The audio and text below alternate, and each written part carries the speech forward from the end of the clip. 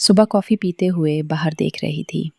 Heat wave है आज, और ऐसे मौसम में ना पुरानी बातें ज़्यादा याद आती हैं। आज एक चीज़ याद आ गई, एक दोस्ती जो क्वाइटली ख़त्म हो गई।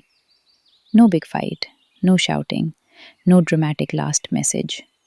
बस बात होना कम हो गई, फिर और कम, फिर बिल्कुल बंद। और सबसे अजीब बात ये थी कि दोनों लोग ये प्रिटेंड करते रहे कि सब ठीक है। लोग अक्सर पूछते हैं, फ्रेंडशिप ख़त्म क्यों हुई? जैसे हर फॉलिंग आउट का एक क्लियर रीज़न होता है। सच ये है, कुछ रिश्ते एक दिन नहीं टूटते, वो धीरे धीरे लूजन हो जाते हैं। कभी आप थोड़ा ज़्यादा समझने लगते हो, कभी सामने वाला थोड़ा कम सुनने लगता है, और फिर एक दिन आप नोटिस करते हो कि आप ही हमेशा एडजस्ट कर रहे हो।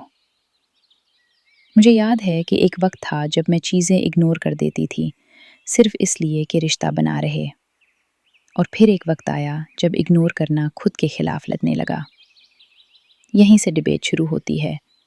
कुछ लोग कहते हैं फ्रेंडशिप्स नीड कॉम्प्रोमाइज़, और कुछ कहते हैं सेल्फ रिस्पेक्ट कम्स फर्स्ट।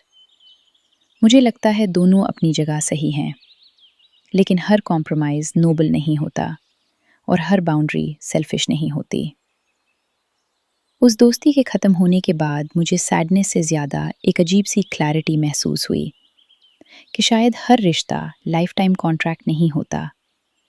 कुछ लोग बस एक फ़ेज़ के लिए होते हैं, और जब वो फ़ेज़ ख़त्म होता है तो रिश्ता भी साथ ही रुक जाता है। लोग अक्सर कहते हैं तुम चेंज हो गई हो।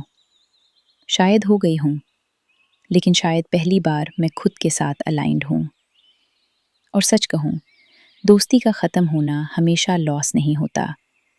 कभी कभी वो सिर्फ ये बताता है कि आप अब कौन नहीं हो। और कुछ चीज़ें होती हैं जो एक बार समझ आ जाए ना, फिर इंसान उनसे वापस पहले जैसा नहीं रहता।